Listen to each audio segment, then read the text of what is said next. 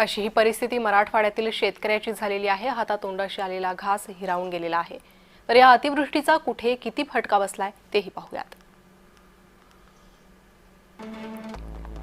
अहिल्यानगरमध्ये नुकसान झालेल्या शेतकऱ्यांची संख्या 140 आहे। 6 लाखांची मदत करण्यात आलेली आहे।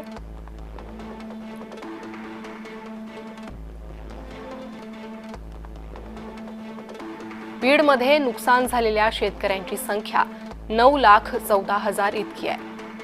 तर या ठिकाणी 53,74,00,000 मदत करण्यात आलेली आहे। अमरावती जिल्ह्यामध्ये सरासरी 165.9 मिलीमीटर पाऊस पडलाय। 59 जनावरं या पावसात वाहून गेली आहे। घरांचं नुकसान झालेलं आहे, ती घरं 1,799। अहिल्यानगर जिल्ह्यात नुकसान झालेल्या शेतकऱ्यांची संख्या 140 आहे। 140 शेतकऱ्यांचं नुकसान झालंय। तर या ठिकाणी 6 लाखांची मदत करण्यात आलेली आहे।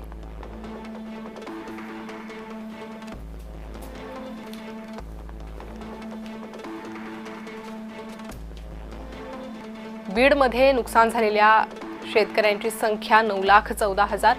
अतिवृष्टीचा कुठे किती फटका बसलाय त्याची ही माहिती आपण घेतोय। 53,74,00,000 मदत बीड जिल्ह्याला करण्यात आली आहे।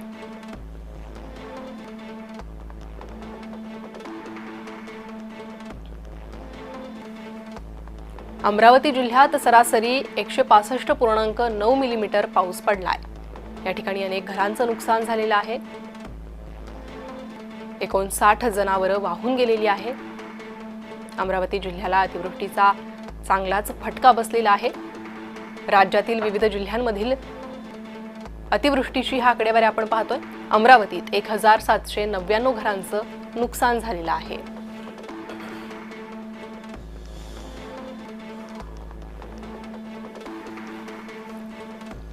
धाराशिव जिल्ह्यात सर्वाधिक नुकसान झालेलं पाहायला मिळतंय। 833 मिलीमीटर पाऊस धाराशिव जिल्ह्यात पडलेला आहे। तर 1,72,353 एकर शेतीचं नुकसान झालेलं आहे। 186 जनावरं धाराशिव जिल्ह्यात वाहून गेलेली आहेत।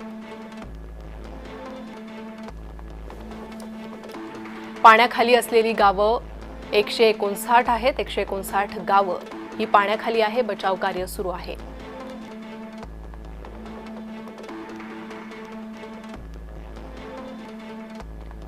जालना जिल्ह्यातील आकडेवारीवर नजर टाकूया। सरासरी पाऊस या ठिकाणी 758 मिलीमीटर इतका झालाय।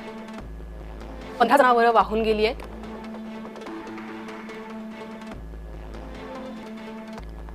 जालन्यात 5 तलाव फुटले, 1 पूल तुटलाय।